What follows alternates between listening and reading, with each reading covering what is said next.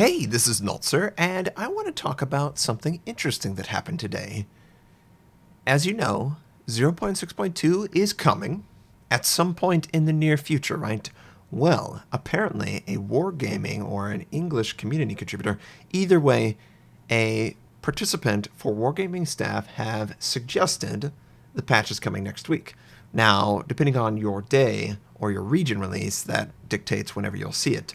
I believe the Russians get it on Tuesday, the North Americans get it on Wednesday, and then the Europeans and I think the Southeast Asian, get it on Thursday.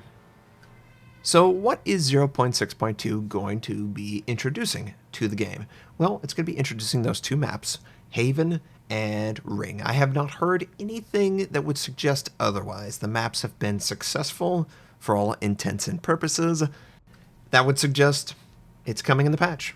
Also in the patch, the Russian destroyer line is going to be splitting, and the compensations will be rewarded. So it's very important, and this is probably why this particular individual chose to give the information out. It's important that you make sure you maximize this for your own benefit. So I'm going to talk about what you should do to make sure you benefit from the patch's release date. First of all, you want to make sure that you have in your inventory, not just unlocked, but you want to make sure that you have in your inventory the tier 5, 6, 7, 8, and 9 Soviet destroyers. Why those particular? Because each of those is moving to either a tier above or they're going to the alternative line. The Udaloy and the Ognivo are going to be going to the alternative line. The Ognivo is going to be turning into a tier 8. The Udaloy is going to be the tier 9 in the alternative line. The Kiev, the Tashkent, and the Gnevny are all moving up a tier. And whenever this goes, if you own the tier already, you should get some form of monetary compensation. But you need to have it in your inventory, not just unlocked. I have made it my goal for the last month or so to gain enough credits to buy all of the necessary ships. I don't believe there's going to be any special discount for Soviet destroyers before this happens, but you could try and place your bets, maybe wait until Monday, maybe Sunday of the weekend in order to buy all these ships if you have the ability and you want to make sure you have them. Now, there are other things that I have heard, and correct me if I'm wrong in the chat, but I have heard that they will also be doubling the commanders. For example, if I had a commander assigned to the Kiev at tier 7, that same commander will be joining it when it goes to tier 8, and you'll be getting a tier 7 in the Minsk to replace the tier 7 that you used to have. And you're going to get another commander. And I don't know if the commander is max skill or the same skill points that the original commander had. So let's say my Kiev commander has 17 commander points. I'm not sure if the new commander, the copied commander that's going to be remaining at tier 7 will get the same 17. So I would basically double the amount of 17 commanders. I would really like to know this, though.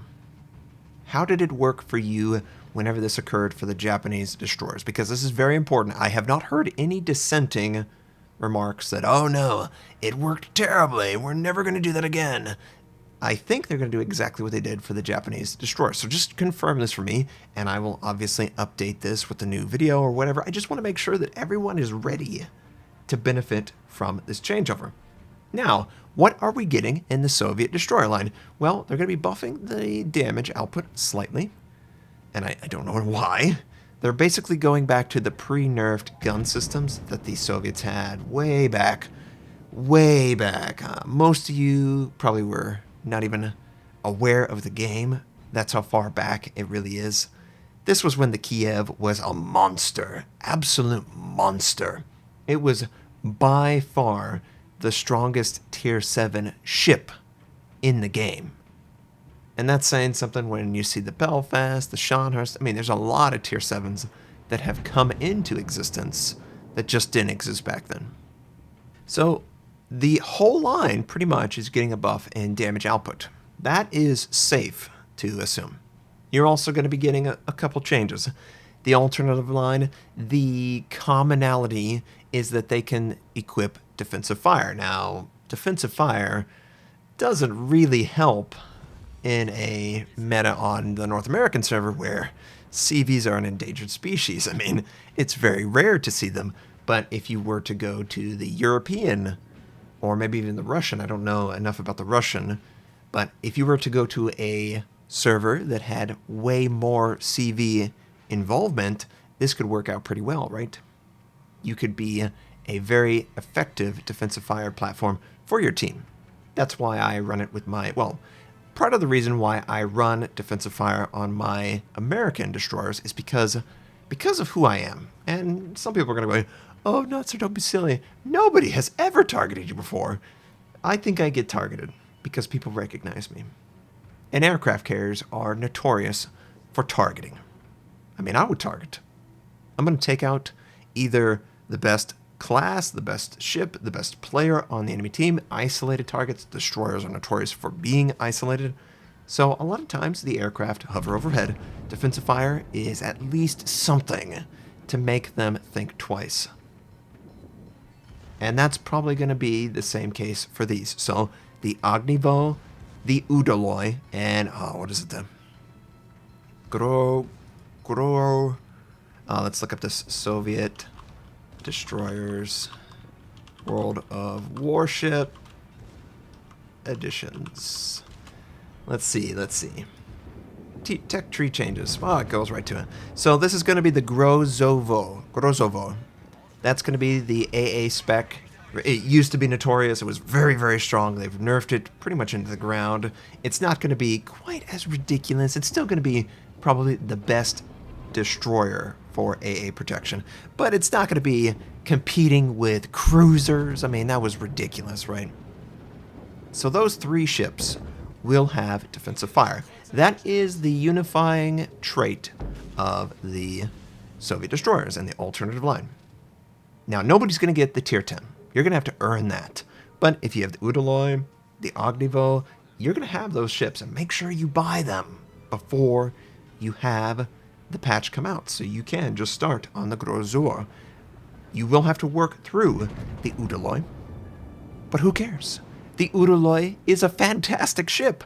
It's pretty much the exact same ship that it is right now, and say that 5 times fast, but it's going to be great. It's going to be a great ship to grind. Remember the Hatsuharu that you had to grind for the Akizuki, or the Shiratsu. Oh my. It was bad. It was terrible. This is not going to be the case. You're getting a great, great ship to play some more. So that's going to be fun. We're getting a new tier 5 in the Podvoisky, and it's just slightly better than the tier 4, not as good as the tier 6. Same sort of slow turret traverse that you would expect. Short range torpedoes, you get the idea. Gnevny, it's basically the Gnevny at tier 5 at tier 6. We're going to get the Minsk. The Minsk is much closer to the Gnevny than the Tashkent. Well, the Kiev, sorry. I'm looking at the old stuff. The Kiev is going to be tier 8, remember. The Tashkent is going to tier 9. It's not going to follow the initial announcement article that they made.